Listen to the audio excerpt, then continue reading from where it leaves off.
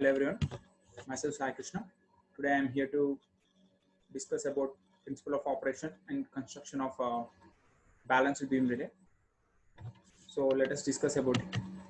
These are the contents I am going to present in this presentation. That is construction and operation of balanced beam relay. So firstly, what is electromagnetic relay? Balanced beam relay is an electromagnetic relay, and why we use electromagnetic relays.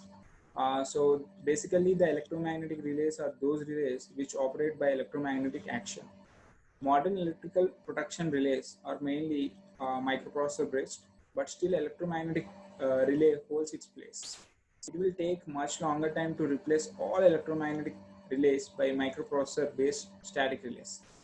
So practically all the relaying device is based on either or more of the following types of electromagnetic relays, that is magnitude measurement, comparison, and ratio measurement. So these three are the major types of electromagnetic relays which are existing presently. So here we are going to discuss about the balanced beam relay. So what is the balanced beam relay? Balanced beam relay type of relay is a relay which can be said of variant of attraction armature type relay. But still these are treated as different types of relays as they are employed in different field of application. So the balanced beam types relays were used in differential as well as distance protection schemes. The use of this relay becomes absolute as sophisticated induction disk type of relay and induction cup type relay subset. Here you can see a overlook of balanced beam relay. Here you can see uh, electromagnetic components, that is first one as an electromagnetic component 1 and the second one as an electromagnetic component 2, and you can see the support and why it is called balanced beam relay. See here you can see a beam which you can consider, let's say, like a long pole, and here we have like a type of hanging, we can say, and here you have the support.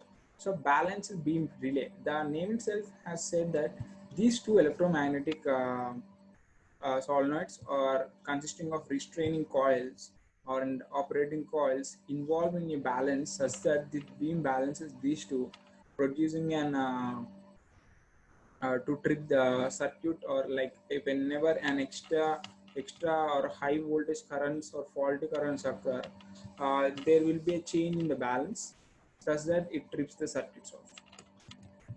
So how it works? So the working principle of balanced beam relay is quite simple. Here, one beam is supported by one hinge, as I said in the previous slide. The hinge supports the beam from somewhere in the middle of the beam, and there are two forces that acts in two ends of the beams. Respectively, the direction of both of the forces is same. So there are two beams, there are two electromagnetic beams are of same direction. And not only direction, in normal working condition and torque produced by these forces is in respect to the hinge are also same.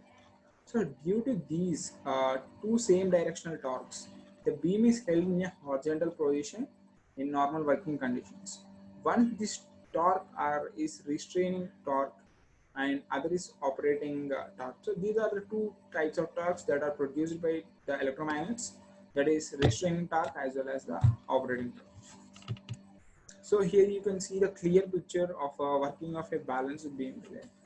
As I have said that in the previous slide, we have seen a picture of that.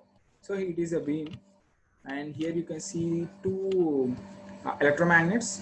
One is of a restraining coil as well as operating coil. So these two are of same direction, and these produce the restraining torque as well as these produce the operating torque. And here you can see the no contact relay which is held over here, and this is the supporting hinge towards the beam. So the restraining torque that is provided either by restraining coil or restraining spring. This is a kind of attracted armature type relay, but balanced beam relay is treated separately from their application point of view. When any fault occurred, like high voltages, high current, any fault currents as well as fault voltages, the current through the operating coil crosses its peak up value, and hence the MMF of the operating coil increases and crosses its pickup value.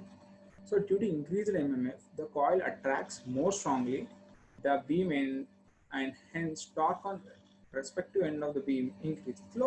So the beam will be like one side, like it is unbalanced, as well as it goes towards one side. As this torque is increased, the balance of the beam is being disturbed. Due to this unbalanced torque condition, the beam end associated with the operating torque move downwards, and this is too close, no contacts to the relay. Like in the figure you can see, when this goes too downwards, this beam goes towards downwards to the operating coil, and it will come closer to the non-contact of the relay.